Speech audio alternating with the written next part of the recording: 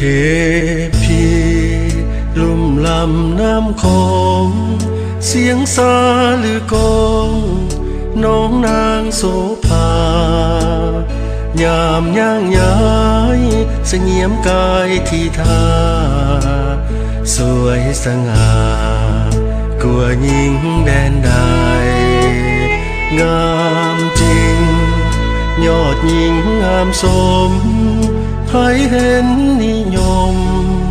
ยองสมทั่วไปเปรียบนางหงส์สวดทรงวิไลผุดพองยองใหญ่หายิ่งใดเปรียบปานงามตามธรร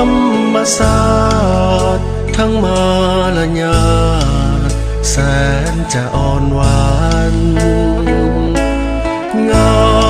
มซึ่งในดวงมารจิตใจสถานยามเจ้าทรงยิ้มมาเทพีลุ่มลำน้ำคงผิวเนื้อนวลพองเหมือนทองทาบทาเจ้างามล้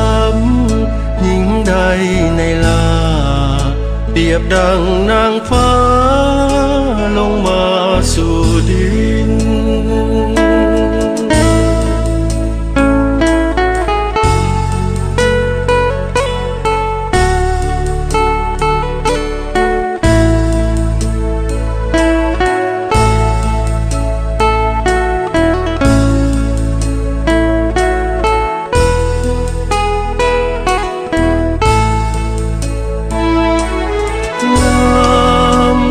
ธรร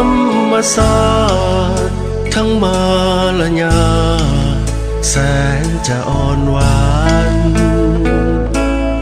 งามซึ่งในดวงมารจิตใจสถาน